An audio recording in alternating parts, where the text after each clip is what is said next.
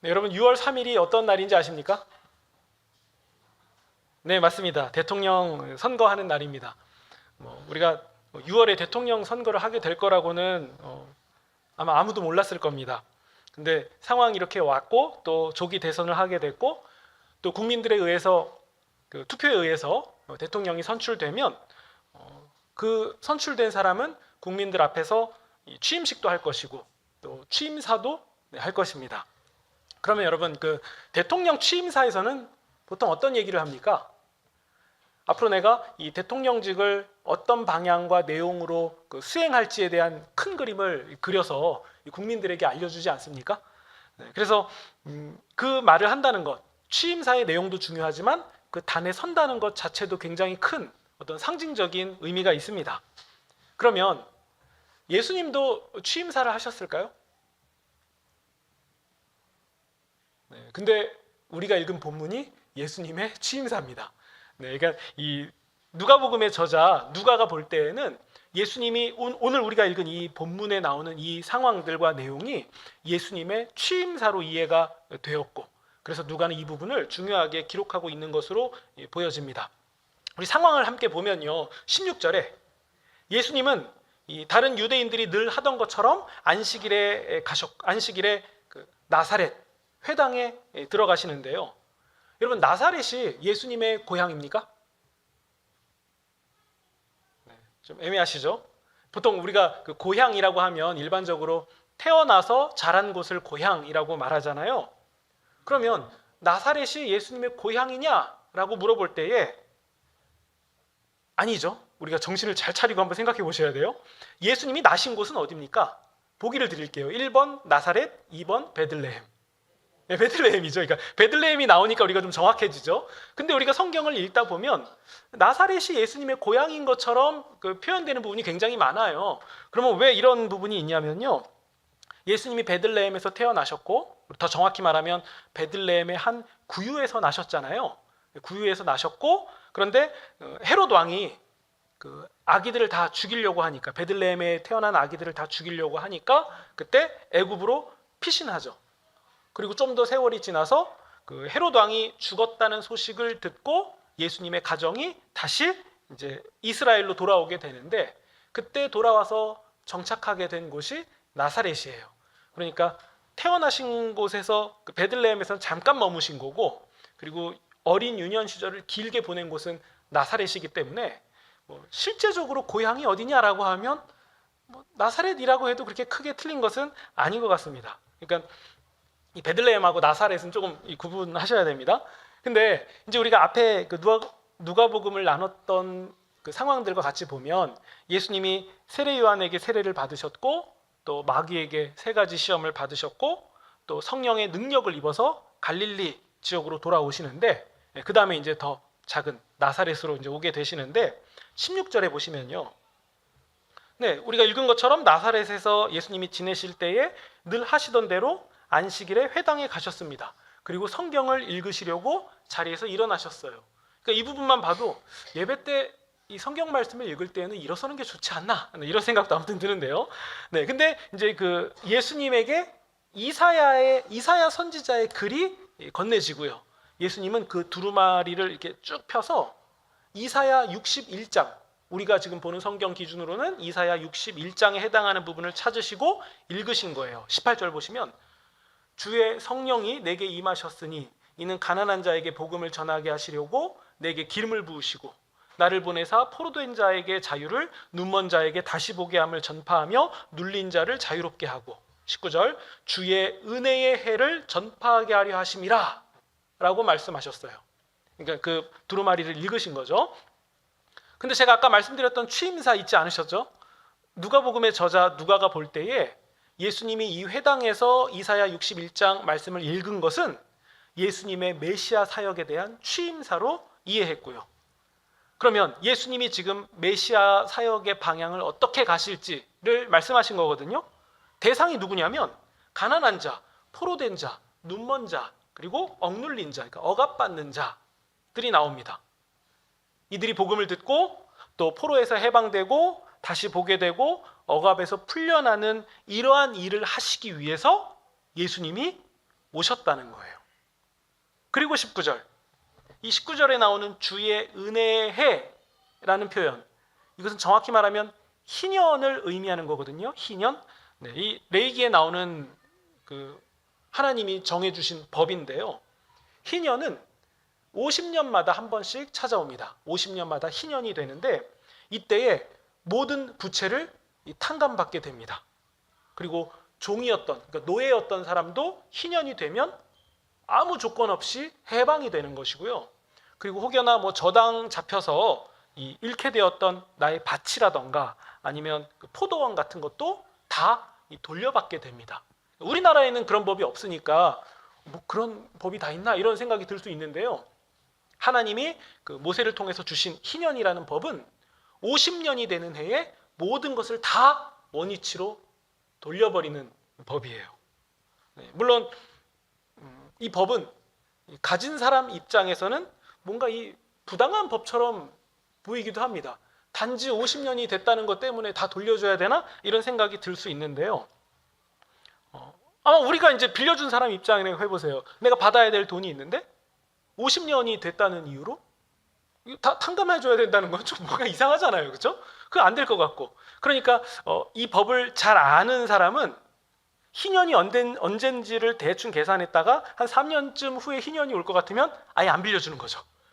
네, 뭐 이런 식으로 이 희년을 악용하는 사례, 뭐 악용이라고 할 수 있을지 모르겠지만 아무튼 악용하는 사례도 종종 있던 것 같고, 아니면 빌리는 입장에서 금방 희년이니까 내가 어떻게든 돈을 빌려야겠다, 뭐 이런 생각도 할 수 있을 것 같고요. 어쨌든 그 50년 만에 한 번씩 오는 거기 때문에 최소한 한 사람이 살 때 평생 가운데 한 번 정도는 희년을 경험하게 됩니다. 근데 이게 무조건 나쁘다, 가진 사람 입장에서 볼 때는 좀 불리한 것 같아도 어쨌든 희년이라는 것을 하나님이 주신 목적은 무엇이냐면 누구나가 회복과 자유를 경험하게 되는 것, 이 일을 위해서 하나님이 주신 거거든요. 그러니까 평생 노예가 없고 평생 빚져서 눌려 살아가는 사람도 없고 50년이 되면 모든 것이 다 원위치로 돌아가는 그 자유와 생명을 경험하는 해가 바로 희년입니다. 그러니까 예수님이 지금 이 말씀을 하시는 거예요. 나 예수 그리스도가 메시아로, 그러니까 그리스도 같은 말이에요. 그리스도 메시아로 오셨다는 이것에는 어떤 의미가 있냐면 희년이다. 모든 것을 돌이키는 것이고 모든 것을 제자리로 가게 하는 일, 이 일을 위해서 내가 왔다라고 예수님이 말씀하신 거죠. 그러니까 예수님이 누구시냐라고 물어볼 때 뭐 다양하게 설명할 수 있겠지만 그 중에 하나는 희년의 왕이시다라고 표현할 수 있는 거예요. 희년의 왕이시다.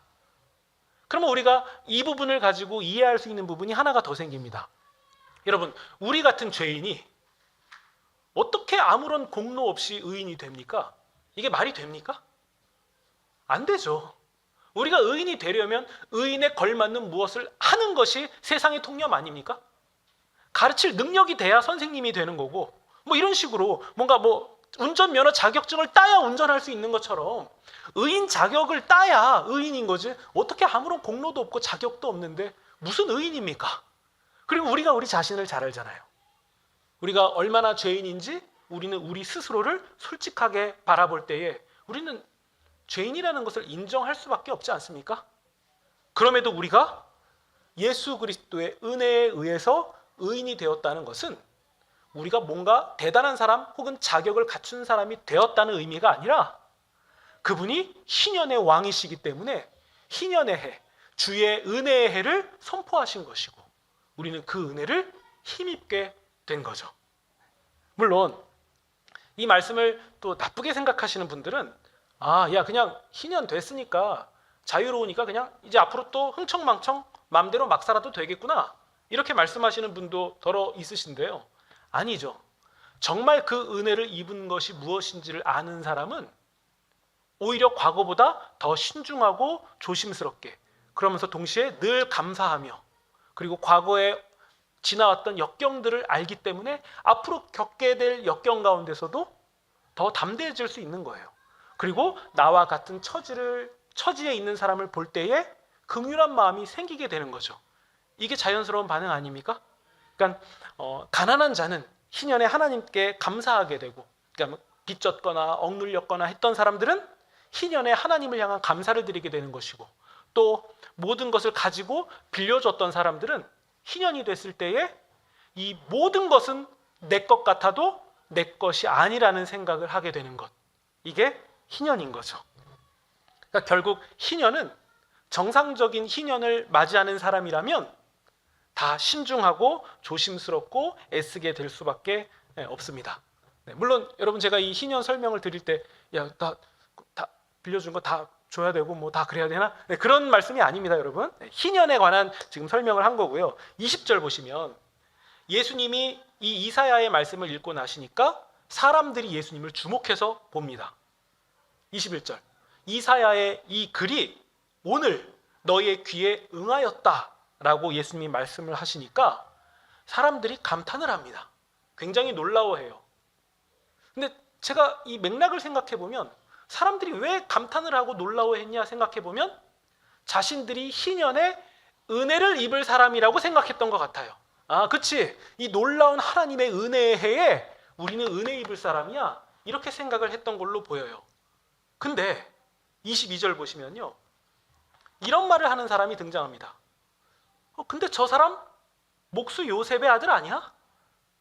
목수 요셉의 아들이잖아. 이런 말을 누군가가 하기 시작하는데 그게 모여있는 그 회당 안의 분위기를 장악하는 말이 된 것으로 보입니다. 목수의 아들, 요셉이 목수의 아들, 예수 그리스도, 예수가 아니냐. 네. 그러니까 지금 여러분, 예수님이 어디서 이 말씀을 하셨냐면 나사렛에서 하신 거잖아요. 그러니까 예수님의 고향과 다름없고 사람들도 예수님과 그 가정을 보면서 여기를 고향이라고 생각했을 거예요. 너무 오랫동안 함께 지냈으니까요. 근데 그때만 해도 이 옆집에 숟가락이 몇 개 있는지를 다 속속들이 알 때 아닙니까? 그런데 우리가 그렇게 잘 알고 있는 저 예수라는 젊은이가 지금 회당에서 말씀을 읽고 은혜가 왔고 이게 지금 응했다고 우리에게? 라고 하는 순간 처음에는 그 말씀이 좋았겠죠. 근데 생각해 보니까 뭔데? 저거 읽은 사람 뭔데? 목수 아들이잖아, 목수 아들. 그 일찍 그 죽은 사람, 그 양반 아들. 이런 얘기가 나오기 시작하는 거예요. 그러니까 환영하지 않는다는 거죠. 그리고 더 정확히 말하면 저 예수 우리가 잘 알잖아. 뭔데 자기가 희년의 주체인 것처럼 말해? 이런 분위기로 지금 흘러가고 있었던 거예요. 그래서 예수님이 23절 이렇게 말씀하십니다. 의사야, 너 자신이나 고쳐봐라 라는 속담을 예수님이 인용하시면서 너희들이 하고 싶은 말은 소문대로, 그러니까 소문에 의해 들은 대로 가버나움에서 행했다는 기적을 지금 여기 나사렛에서도 해봐라. 지금 이 말 하고 싶은 거 아니냐? 라고 예수님이 말씀하세요. 그러면서 24절, 선지자가 고향에서는 환영을 받은 자가 없다. 이 말씀과 함께 두 사람을 언급하는데요. 한 사람은 사렙다의 한 과부입니다. 25절, 엘리야 선지자 시대 때 3년 6개월간 그 비가 내리지 않아서 흉년이 들었을 때 이스라엘, 정작 하나님의 백성이라고 하는 이스라엘 안에도 많은 과부가 있었지만 26절, 하나님은 엘리야 선지자를 시돈 땅에 있는 사렙다의 한 과부에게 보내셨고, 시돈 땅의 사렙다라고 하면은 우리가 많이 안 들어봤으니까 이스라엘 땅이 아닌 거죠. 이방 땅인 거죠. 그러니까 이방인의 한 과부에게 하나님의 선지자가 보내졌고, 27절 한 사람이 또 나옵니다. 또 선지자, 이번엔 엘리사 때, 엘리야의 제자죠. 또 엘리사 때 이스라엘에 많은 나병 환자가 있었지만 그 중에 한 사람도 깨끗함을 얻지 못했고 오직 수리아 사람, 이방 땅이죠. 수리아 사람 나아만만 하나님께 고침을 받았다. 나아만은 수리아의 그 장군이고 장수거든요. 그러니까 이스라엘 입장에서 볼 때에는 적군의 장수일 수 있는 거예요. 적군의 장수예요.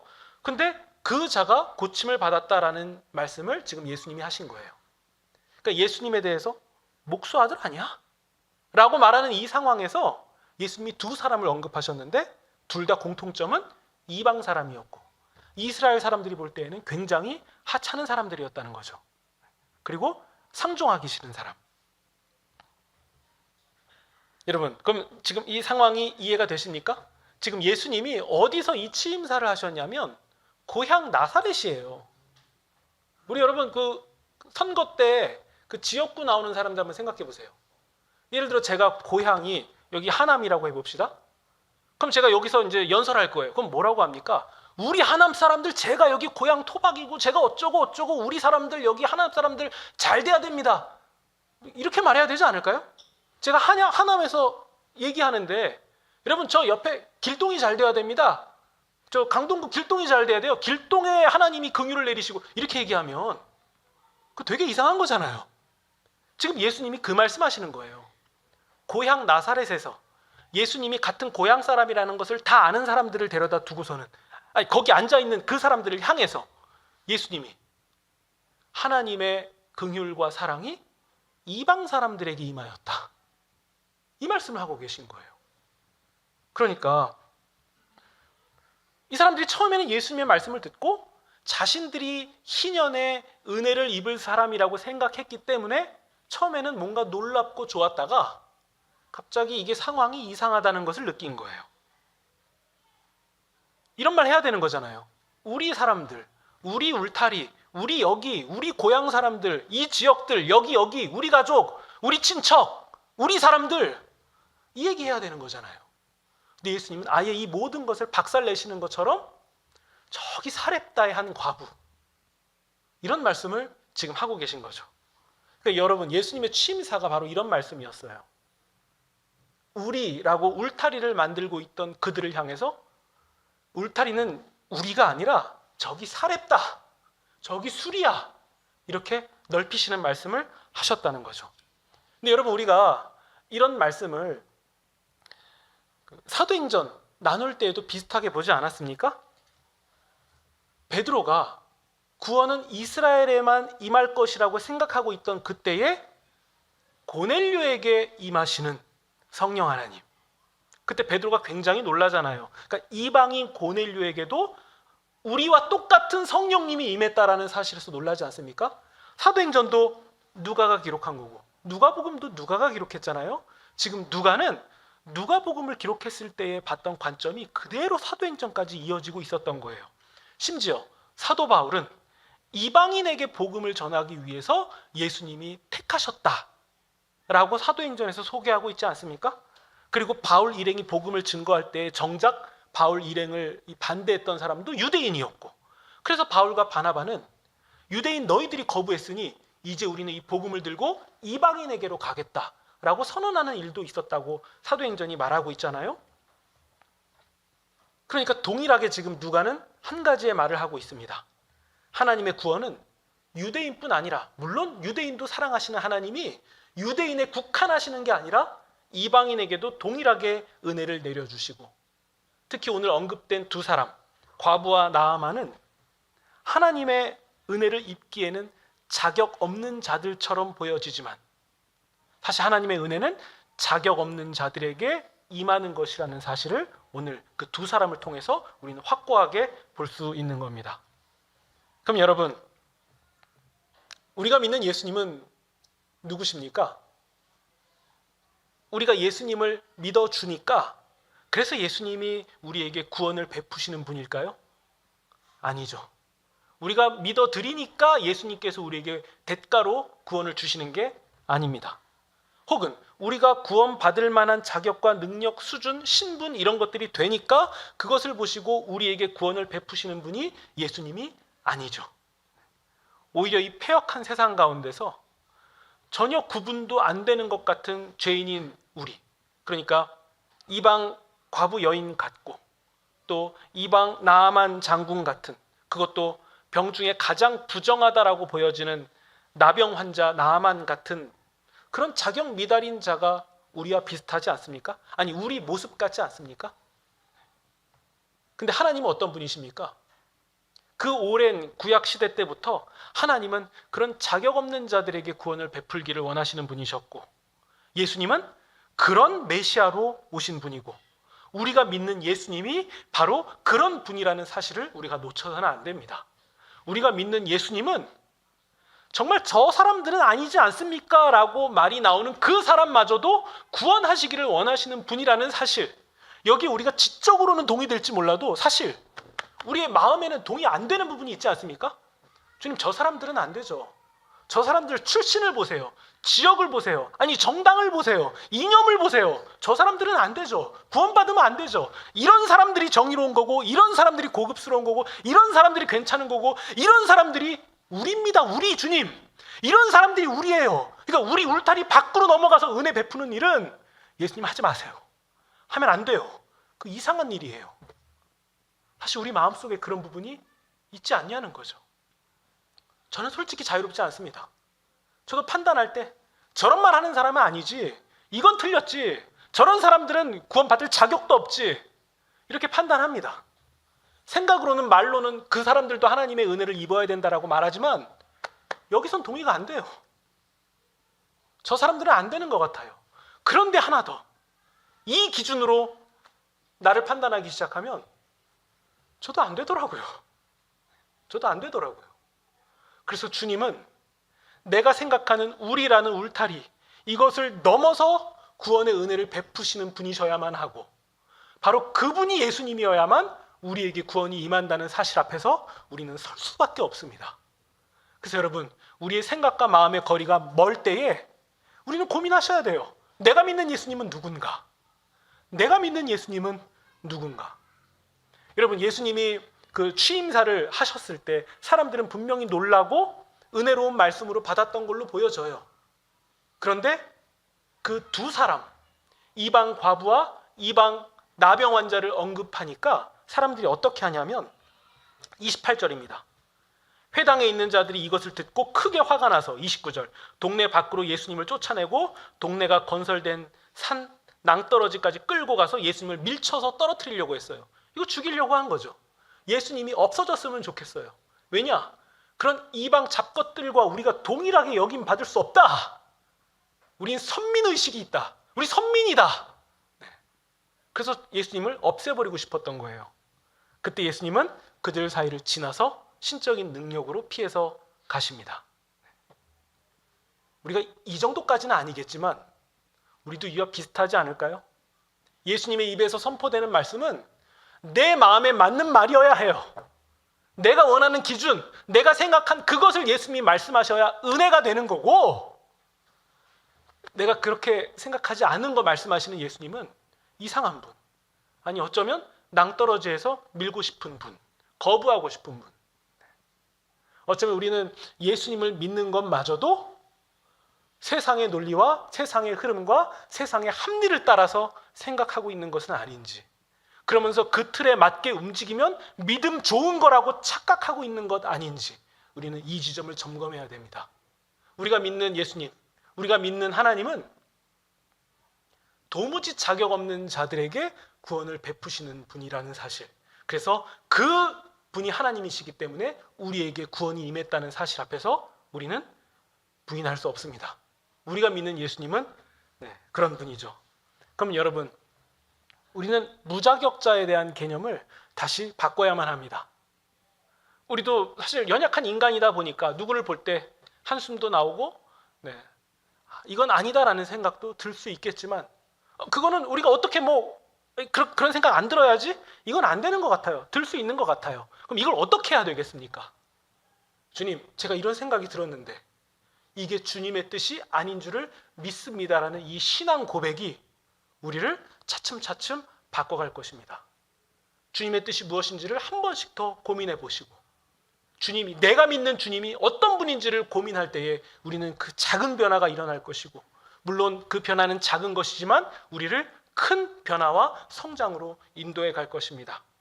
그러니까 여러분, 우리가 예수님을 만들어내는 것이 아니라, 혹은 우리가 모든 것을 다 정해놓고 예수님을 거기에 끼워 맞출 것이 아니라, 예수님이 정하시고 또 예수님이 어떤 분이시냐, 이 두 가지에 우리가 맞추는 것이 맞습니다. 오늘 본문에 두 사람이 나옵니다. 한 과부와 한 나병 환자입니다. 이들을 볼 때마다 우리가 생각해야 되는 것은 무엇이냐면 예수님이 누구신가, 하나님이 누구신가, 그래서 우리가 입은 은혜가 무엇인가, 이것을 우리 가운데 확고하게 하시면 좋겠습니다.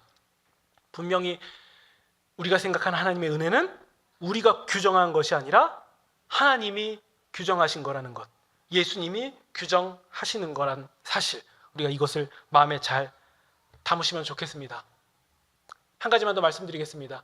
여러분, 제가 처음에 그 희년을 말씀드렸는데요, 제가 말씀을 준비하면서 곰곰이 생각해 보니까 저는 어느샌가 희년이 좀 부당하고 악법이라는 생각이 드는 상황으로 더 기울여져 온 것 같아요. 대학생 때는 희년은 참 좋은 법이라고 생각했어요. 참 좋은 법이지. 그치? 내가 잘못한 게 아니라 부모라던가 혹은 그 조부모의 잘못 때문에 우리 가정이 뭐 압류당했다던가 뭐 이래 갖고서는 나 힘들게 산 거 딱 50년만 기다리면은 그 다 풀리는 이런 법은 되게 좋은 거 아니야? 근데 여러분, 저도 뭐 제가 뭐 돈을 뭐 잘 벌고 그런 거 아닌데도 어느샌가 지금 나이쯤 되니까 가진 게 꽤 과거에 비해서 많더라고요. 아니, 그거 세상에 이렇게 비교해 놓으면 그거 많은 것도 아닌데 그 얄팍한 그거 가지고도 희년 그거 악법이야라고 생각하는 나로 조금 더 기울여져 간 것 같아요. 그 얄팍한 거 가지고도 하나님이 정해주신 놀라운 위대한 법이 악법이라고, 부당하다고 생각하는 나를 발견하니까 이대로 가다가는 이거 큰일 나겠다. 뭐 복권이라도 하나 당첨되면 진짜 큰일 나겠다, 이런 생각이 들더라고요. 여러분은 어떠십니까? 희년은 악법입니까? 부당한 법입니까? 아니면 하나님의 놀랍고 위대한 법입니까?